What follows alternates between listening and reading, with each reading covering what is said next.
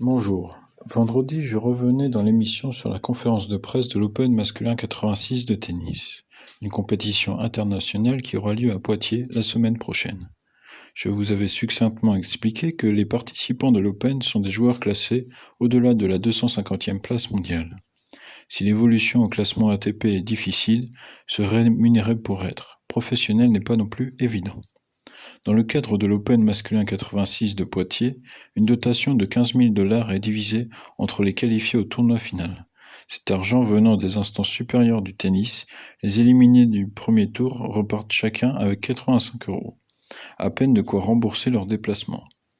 Pour rappel, l'Open 86 essaie au maximum que les jeunes et locaux puissent être qualifiés.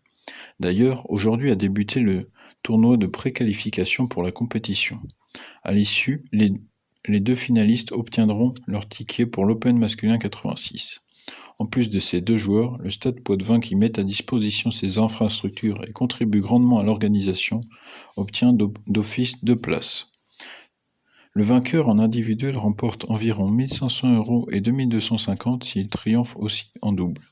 C'est pourquoi même en gagnant, les joueurs doivent obtenir des aides et partenaires et sponsors.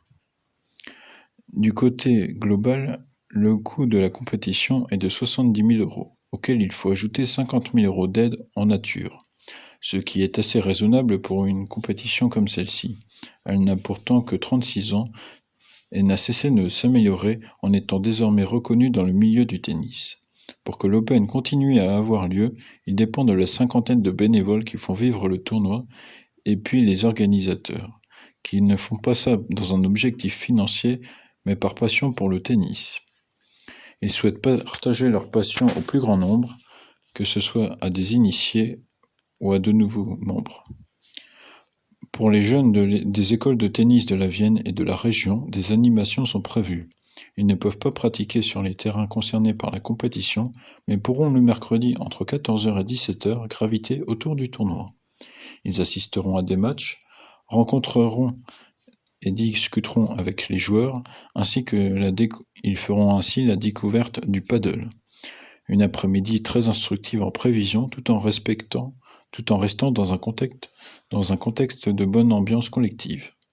Lors de la conférence de presse, la direction du tournoi s'est avérée rassurante, en avouant que la stabilité avec le soutien des collectivités territoriales comme le conseil départemental et de tous les autres partenaires est viable.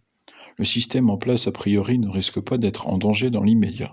Alors si vous souhaitez vous rendre à cette fête du tennis Poitvin, sachez que ça a lieu dans les infrastructures du stade Poitvin en direction du campus universitaire avec tout le complexe du stade Paul Rebeillot sur la semaine qui vient du 3 au 10 mars. Venez nombreux en tant que passionnés ou simples curieux.